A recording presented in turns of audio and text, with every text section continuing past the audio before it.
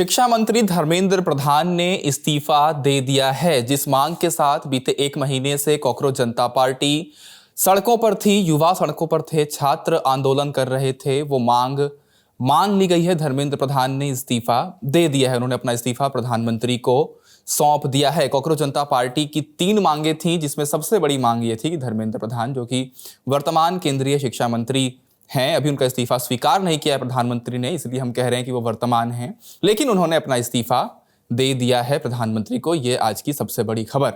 लेकिन एक कसर अभी पूरी हुई है, लेकिन और 2 चीजें बाकी हैं। सीजेपी की टोटल 3 मांगे थीं, जिसमें से एक जो सबसे बड़ी मांग थी वो तो मान ली गई है, लेकिन इस इस्तीफे की खबर के बाद जो कॉकरोच जनता पार्टी का रिएक्शन आया है, उसमें उन्होंने एक बड़े मजेदार अंदाज में तीन बातें कही हैं। पहला कि धर्मेंद्र प्रधान मस्ट रिजाइन, जो मैं आपको पढ़कर बिल्कुल बता रहा हूं कि उन्होंने क्या कहा है इस्तीफे के बाद। कॉकरोच जनता पार्टी ने कहा है, जिनकी पहली मांग थी धर्मेंद्र प्रधान मस्ट रिजाइन, धर्मेंद्र प्रधान ने इस्तीफा दे दिया है। इसके आगे उन्होंने टिक मार्क लगा करके एकदम चेक वाला बॉक्स लगा दिया है, जिसका मतलब है कि ये हो चुका है, डन। दूसरी मांग 1 crore rupees to the families of all students who died by suicide, मतलब जिन छात्रों की खुदकुशी से मौत हुई इस आंदोलन से पहले और नीट पेपर लीक के बाद, उनके परिवारों को 1 करोड़ रुपए दिए जाएं। ये मांग इसके सामने अभी कॉकरोच जनता पार्टी ने पेंडिंग लिखा है। और जो तीसरी मांग है, no action against any of the student protesters.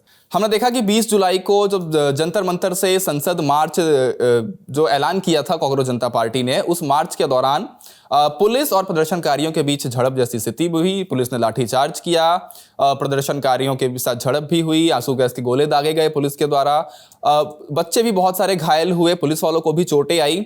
इसके बाद पुलिस ने कई छात्रों पर, प्रदर्शनकारियों पर एक्शन लेते हुए एफआईआर रजिस्टर किए, थाने में उनके खिलाफ मुकदमे चलाए जा रहे हैं और वो डिटेन किए गए। इस पर कॉकरोच जनता पार्टी की मांग थी कि हम ये प्रोटेस्ट तभी खत्म करेंगे जब आप उन्हें छोड़ देंगे, उनके खिलाफ कोई भी लीगल कार्रवाई नहीं करने का आश्वासन रिटर्न में देंगे, तब हम ये प्रदर्शन बंद करेंगे। टोटल ये 3 मांगे थी और जो तीसरी मांग थी कि उनके खिलाफ कोई कार्रवाई ना हो प्रदर्शनकारियों के खिलाफ, वो मांग भी अभी पेंडिंग है। तो सीजेपी ने कहा है कि उनकी 3 में से एक मांग तो जो सबसे बड़ी थी धर्मेंद्र प्रधान के इस्तीफे की, वो मान ली गई है, लेकिन बाकी 2 मांगे अभी पेंडिंग है, जिसमें जिन छात्रों की मौत हुई है खुदकुशी से, उन्हें उनके परिवार वालों को 1-1 करोड़ रुपए दिए जाएं।